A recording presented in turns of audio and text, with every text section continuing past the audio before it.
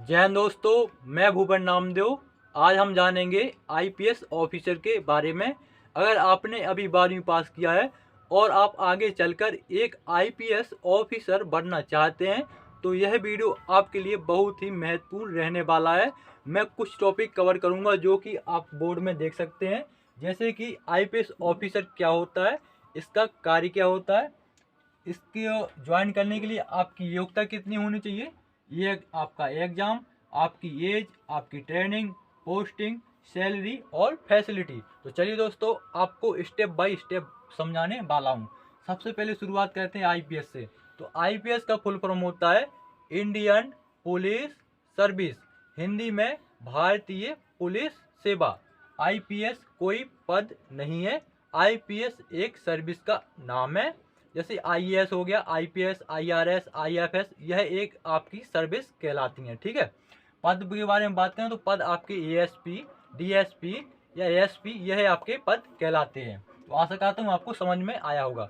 अब बात करें इसके कार्य के बारे में, तो कार्य इसका जो रहता है, जिले में आपकी कानून व्यवस्था को बनाए रखना, अपराधी गतिविधियों को नियंत्रण करना तथा लॉ एंड ऑर्डर को संभालना। इसके अलावा चुनाव में भी आपकी ड्यूटी लगा दी जाती है। ठीक है।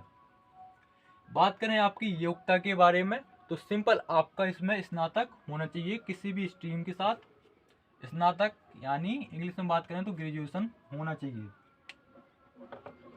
आपका स्नातक होना चाहिए। इसके अलावा बात करें किस एग्जाम के थ्रू आप एक आईपीएस ऑफिसर ज्वाइन कर सकते हैं, तो उसका नाम है, एक नेशनल लेवल का एग्जाम होता है जिसका नाम है यूपीएससी। यूपीएससी के थ्रू आप एक IPS officer, IAS officer, IRS officer बन सकते हैं। तो यहाँ बात हो रही है एक आईपीएस ऑफिसर की। तो यूपीएससी का जो एग्जाम पैटर्न है उसके लिए मैं वीडियो अलग से बनाया हूँ, तो आप वीडियो प्ले लिस्ट में जाके यूपीएससी का एग्जाम पैटर्न देख सकते हैं। अगर आप यूपीएससी का एग्जाम देते हैं तो जैसे ही आपके रैंक अच्छी आती है तो आपको आईएएस मिल जाता है, उससे थोड़ी कम आती है तो आईपीएस मिल जाता है। ठीक है। तो आपका रैंक के अनुसार आपको आईपीएस का जो पोस्ट है वो प्रोवाइड किया जाता है। अब बात करें उम्र के बारे में, तो जो आपकी उम्र होना चाहिए वो होना चाहिए 21 से 32 साल। इसके अलावा अगर आप ओबीसी कैंडिडेट हैं तो आपको मिलेगी 5 साल की छूट। अगर आप एससी और एसटी कैंडिडेट हैं तो आप अगर आप ओबीसी कैंडिडेट हैं तो आपको मिलेगी 3 साल की छूट। अगर आप एससी और एसटी कैंडिडेट हैं तो आपको मिलेगी इसमें 5 साल की छूट। तो ये होगी आपकी उम्र के बारे में तथा इसके एज रिलैक्सेशन के बारे में जानकारी। अब बात करें ट्रेनिंग के बारे में, तो जब आप कट ऑफ क्वालिफाई कर जाओगे, फाइनल मेरिट लिस्ट में आपका नाम आया जाएगा, तो आपकी जो ट्रेनिंग होगी वो 2 साल की ट्रेनिंग कराई जाएगी, जो कि आपकी जो कि आपकी सरदार वल्लभ भाई पटेल नेशनल पुलिस एकेडमी, जो कि आपकी हैदराबाद में स्थित है, वहाँ पर आपकी 2 साल की ट्रेनिंग करा दी जाएगी। ट्रेनिंग खत्म करने के बाद आपको कैडर अलाउड होगा। जैसे कि अगर आप एमपी में जॉब करना चाहते हैं, आपको एमपी में पसंद है या आपको यूपी में पसंद है या राजस्थान में पसंद है, तो उसी के हिसाब से आपको कैडर अलाउड होंगे, तो आपको वहाँ जाके जॉब करना पड़ेगा। तो ट्रेनिंग आपकी 2 साल की होगी। अब बात करें पोस्टिंग के बारे में, तो जो आपकी पोस्टिंग होगी वो पहली पोस्टिंग होगी आपकी एएसपी के तौर पर, आप बनोगे असिस्टेंट सुपरिटेंडेंट ऑफ पुलिस। इसके बाद जो आपकी हाईएस्ट पोस्टिंग रहेगी वो रहेगी आपकी डीजीपी की, डायरेक्टर जनरल ऑफ पुलिस। ठीक है।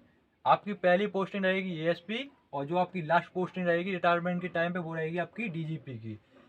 ठीक है। और एएसपी अगर आप ट्रेनिंग के मिला के एएसपी कर लोगे आप, ट्रेनिंग के 2 साल और एएसपी कार्य करोगे 4 साल, तो 6 साल मिला के आपकी जो प्रमोशन होगा वो होगा आपका एसपी के पद पर। एसपी यानी सुपरिटेंडेंट ऑफ पुलिस, जो कि जिले का कप्तान कहलाता है। अब बात करें आपकी सैलरी के बारे में, तो सैलरी इसमें मिलती है 56,100 रुपये। शुरुआत की सैलरी मिलती है 56,100 रुपये। इसके अलावा बहुत सारे आपको अलाउंसेस दिए जाएंगे, ठीक है ना, गवर्नमेंट की तरफ से, जैसे टीए, डीए, एचआरए, बहुत सारे अलाउंसेस इसमें दिए जाते हैं। उन सभी को मिला के जो आपकी शुरुआत की सैलरी बनेगी वो बनेगी 90 से 1 लाख के बीच में। ठीक है। आपकी सैलरी बनेगी 90 से 1 लाख के बीच में। इसके अलावा जो आपकी हाईएस्ट सैलरी रहेगी जब आप डीजीपी बन जाओगे, तो सैलरी रहेगी आपकी 2.5 लाख। ठीक है, आप समझ सकते हैं 2.5 लाख आपकी सैलरी रहेगी। और अब बात करें फैसिलिटी के बारे में, तो फैसिलिटी के लिए आपको एक 4 व्हीलर, आपको एक गाड़ी दी जाएगी। इसके अलावा आपको एक ड्राइवर मिलेगा। आपका ज़िले में मेन ज़िले में आपका एक बंगला होगा। बंगले में बहुत सारे आपके नौकर होंगे, जैसे कि आपका कुक हो गया, ड्राइवर हो गया, माली हो गया, ठीक है ना। इसके अलावा आपके बच्चों को भी फ्री एजुकेशन फैसिलिटी प्रोवाइड की जाएगी। इसके अलावा अगर आप कोई यात्रा करते हैं, हवाई यात्रा आपको मुफ्त रहेगी, रेल यात्रा मुफ्त रहेगी, ये आपकी फैसिलिटी इसमें मिलती है।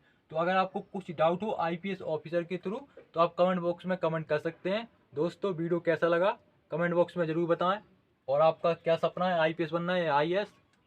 और मिलते हैं किसी नेक्स्ट वीडियो में नई जानकारी के साथ। तब तक के लिए जय हिंद जय भारत।